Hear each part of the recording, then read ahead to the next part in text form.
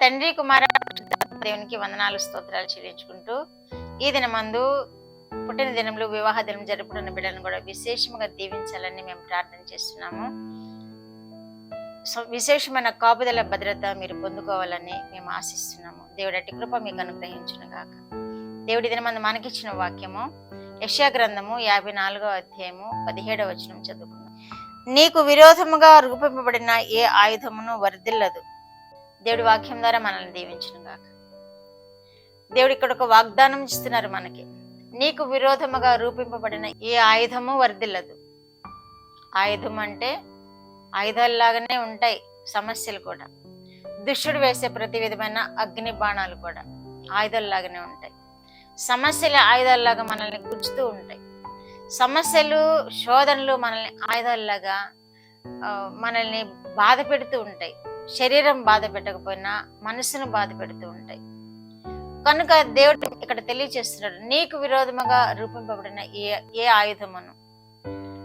మనకు విరోధముగా రూపిస్తూ ఉంటాయి, మనుషులు రూపిస్తూ ఉంటారు, సాతాను రూపిస్తూ ఉంటుంది. ఆయుధాలు మనల్ని బాధలు కలిగించడానికి, మనకి శ్రమ కలిగించడానికి, మనల్ని ఇబ్బందులు పాలు చేయడానికి రూపిస్తూ ఉంటాయి. కనుక దేవుని యొద్ద మనము మన జీవితాలను సమర్పించుకుని ఆయన కొరకు జీవించినప్పుడు ఏ ఆయుధము వర్ధిల్లదు మన ఎడల. అది నిర్వీర్యం అయిపోతుంది మన ఎడల. శత్రువు వేసిన ఆయుధము, శత్రువు వేసిన కీడు మన ఎడల నిర్వీర్యం అయిపోతుంది. ఎందుకంటే దేవుడు మనకు వాగ్దానం చేస్తున్నాడు.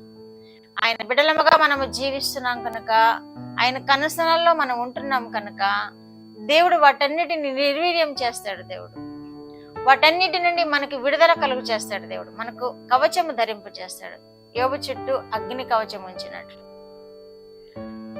మన చుట్టూ కూడా అగ్ని కవచాన్ని ఉంచుతాడు.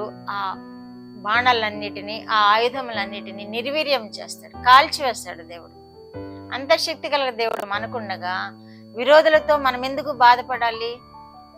మనకు విరోధులతో మనం ఎందుకు శ్రమ పడాలి? వాటన్నిటిని దేవునికి అప్పచెప్తాము. వాటన్నిటినీ దేవుని పాదాల యొద్ద పెడదాము. మనము దేవుని వైపు చూద్దాము. ఈ మధ్య కాలంలో ఎన్నో శ్రమలు, ఎన్నో ఇబ్బందులు క్రైస్తవులకు, దైవ సేవకులకు అపనిందలు వేస్తూ ఉన్నారు. అవన్నీ దేవుని మీద ఆధారపడినప్పుడు వాటన్నింటిని తొలగిస్తాడు దేవుడు. ఆ కీడంతటిని తొలగిస్తాడు దేవుడు. ఆ కీడంతటిని మనకి మేలుగా చేస్తాడు. ఎందుకంటే వాగ్దానం చేస్తున్నాడు కదా దేవుడు, ఏ విరోధి ఆయుధము కూడా వర్ధిల్లదు అని వాగ్దానం చేస్తున్నాడు కదా. కనుక ఏ విరోధి మనల్ని ఏ విధముగా అటాక్ చేయాలని చూసినా, ఏ విధముగా శోధించాలని చూసినా, ఏ విధముగా బాధించాలని చూసినా, ఏ విధముగా ఇరుకున పెట్టాలని చూసినా దేవుడు మనకి సంరక్షణ కలుగు చేస్తాడు. వాటన్నిటిని నిర్వీర్యం చేస్తాడు దేవుడు. వాటన్నిటి నుండి మనకి క్షేమం కలుగు చేస్తాడు దేవుడు. అలాగే వాక్యంలోనే నిన్ను కాపాడువాడు కునుకడు నిద్రపోడు, యెహోవాయే నిన్ను కాపాడువాడు అని వాక్యంలో తెలియజేశారు కదా. కునుకడు అయినా నిద్రపోడు. మనకి విరోధులు వేసే ప్రతి బాణమును ఆయన ఆర్పివేస్తాడు. ఆయన కునుకకుండా నిద్రపోకుండా మనల్ని కాపాడుతూ ఉంటాడు అని ధైర్యం తెచ్చుకుందాం. మనం ధైర్యం తెచ్చుకొని దేవుని పాదాల యొద్ద గడుపుతూ మన జీవితం జీవిద్దాం. ఆశీర్వాదకరముగా జీవిద్దాం. దేవుని కృపతో మనము క్షేమంగా జీవిద్దాం. ఏ విరోధి అయినా మనల్ని ఏమీ చేయలేకపోనట్లుగా మనం భక్తి చేద్దాం.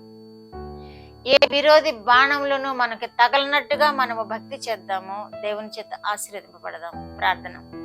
మా దేవా, మా ప్రియ పరలోక ప్రభువా, మీ పరిశుద్ధ పాదములకు వందనాలు, స్తోత్రాలు. మా రక్షకుడు యేసయ్య స్తోత్రములు, పరిశుద్ధాత్మ దేవ స్తోత్రములు. ఇచ్చిన వాక్యం కొరకు, వాగ్దానము కొరకు స్తోత్రములు ప్రభువా. నాయనా, బిడ్డలను మీరు కాపాడండి.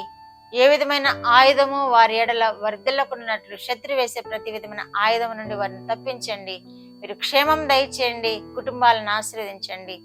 మీరే మహిమ పొందమని యేసుక్రీస్తు వారి పేరిటి మనవులు మీ పాదముల యొద్ద వేడుకుంటున్నాను పరమ తండ్రి. ఆమేన్.